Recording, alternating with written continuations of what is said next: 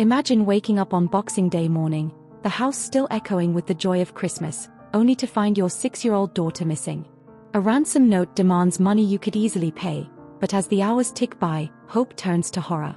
In the basement of your own home, her tiny body is discovered, bound, strangled, and forever silenced. This is the nightmare that befell the Ramsey family in 1996, a case that has baffled investigators, divided public opinion, and left a family in perpetual grief. Welcome to a story that has haunted me for years, the unsolved killing of JonBenét Ramsey. If you're new here, or if this case has lingered in your mind as it has in mine, stay with me. We'll examine the facts, the evidence, and the theories, all with the utmost respect for those still seeking answers. But first,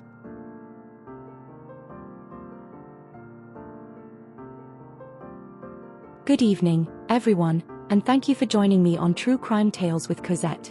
I'm Cosette, and tonight, we're delving into one of the most perplexing and heart-wrenching unsolved cases in modern history, the death of JonBenét Patricia Ramsey. This story has captivated and troubled me for as long as I can remember. Growing up in Malta, where local news didn't cover the case and the internet wasn't yet widespread, I later discovered the haunting headlines of JonBenét's story, which felt like something out of a nightmare. But I've hesitated to cover it on this channel until now because it demands nothing less than a thorough, respectful presentation of all the known facts, the investigative twists, and the lingering theories. JonBenét's immediate family, her father, John, her brother, Burke, and her half-siblings from John's previous marriage, are still alive, with John and Burke actively seeking closure, while her mother, Patsy, passed away in 2006.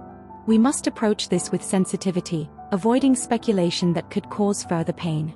Instead, we'll stick to documented evidence and expert analyses, honoring JonBenét's memory as a bright, joyful little girl whose life was tragically cut short. To set the stage, let's begin with the timeline of events. It's crucial to understand the sequence to grasp how this case unraveled so chaotically.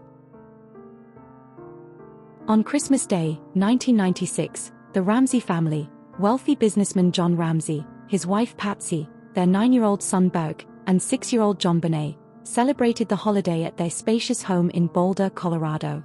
JonBenét, already a rising star in child beauty pageants, had won several titles, including Little Miss Colorado. The family attended a Christmas party at a friend's house that evening, returning home around 9 p.m. According to the parents, JonBenét fell asleep in the car and was carried straight to bed by John. The family planned to fly to Michigan the next morning for a post-Christmas holiday.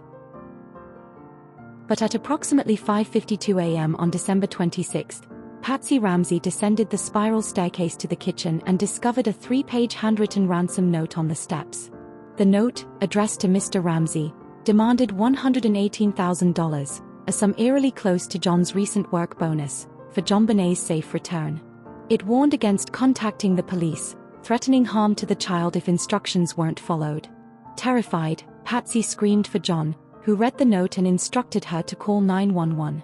At 5:52 a.m., Patsy dialed emergency services, her voice frantic. "We have a kidnapping. Hurry, please." Police! What's going on? 515th Street. What's going on there, ma'am? We have a kidnapping. Hurry, please. Explain to me what's going on, okay? There's a note left and our daughter's gone. A note was left and your daughter is gone? How old is your daughter? 6 years old. She's blonde. 6 years old. How long ago was it? I don't know. I just found the note. And my daughter's gone. Does it say who took her? What? Does it say who took her? I don't know. There's a ransom note here. It's a ransom note? It says SBTC. Victory. Please. Okay, what's your name? Are you Patsy Ramsey? I'm the mother. Oh my God! Please. I'm sending an officer over, okay? Please. Do you know how long she's been gone? No, I don't. Please, we just got up and she's right here. Oh my God, please. Okay. Please, there's somebody. I am, honey. Please. Take a deep breath. Please, okay? Hurry.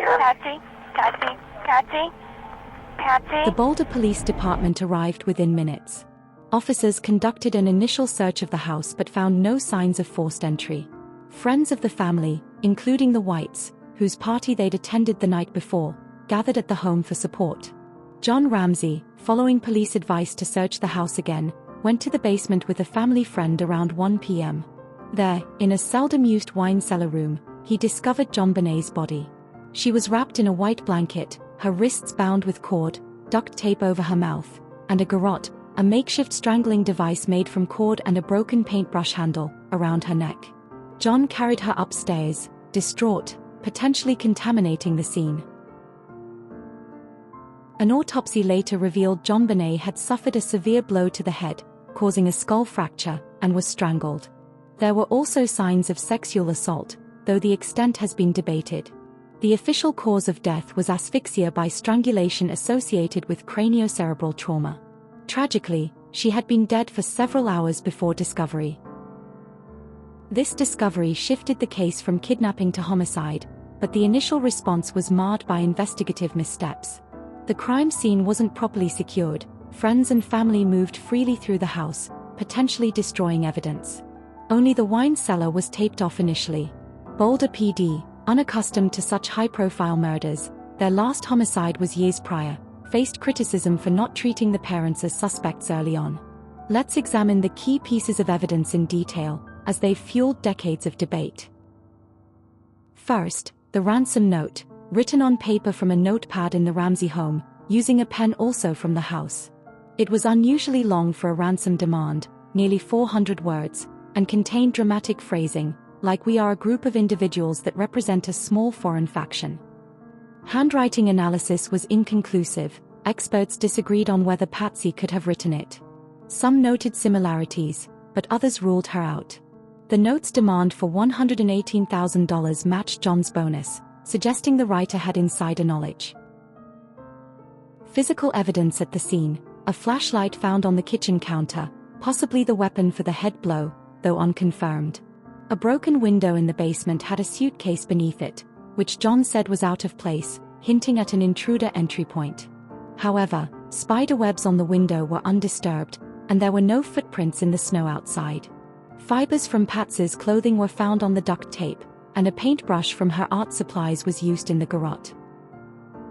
DNA evidence has been pivotal. In 1997, touch DNA from an unknown male was found on JonBenét's long johns and underwear. This didn't match any family member. In 2008, the Boulder DA exonerated the Ramseys based on this DNA, suggesting an intruder. However, critics argue the DNA could be transferred from manufacturing or contamination, as it was a minute amount.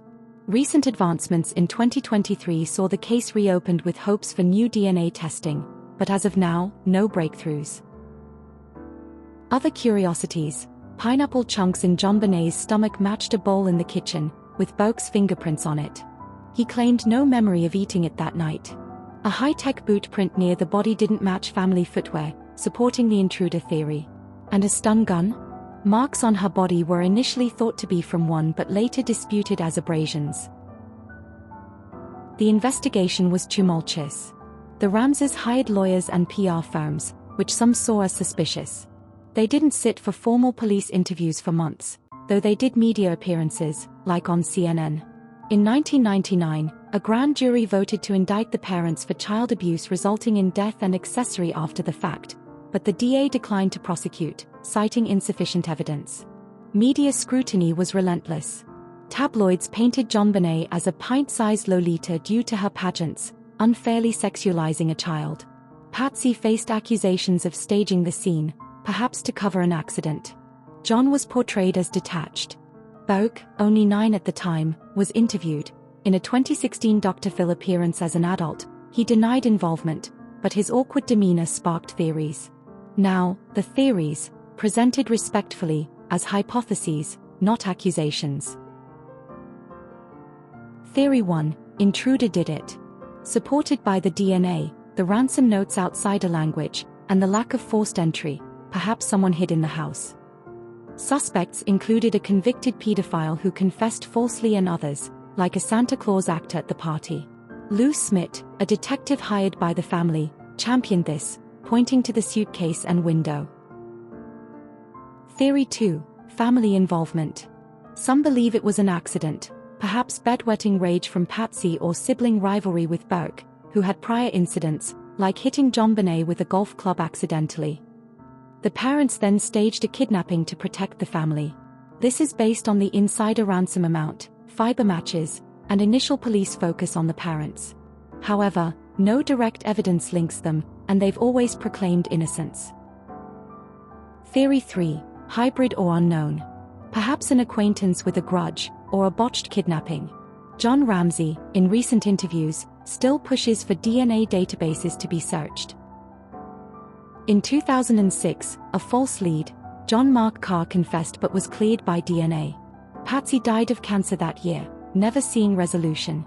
Burke sued CBS for a 2016 docuseries implying his guilt, settling in 2019.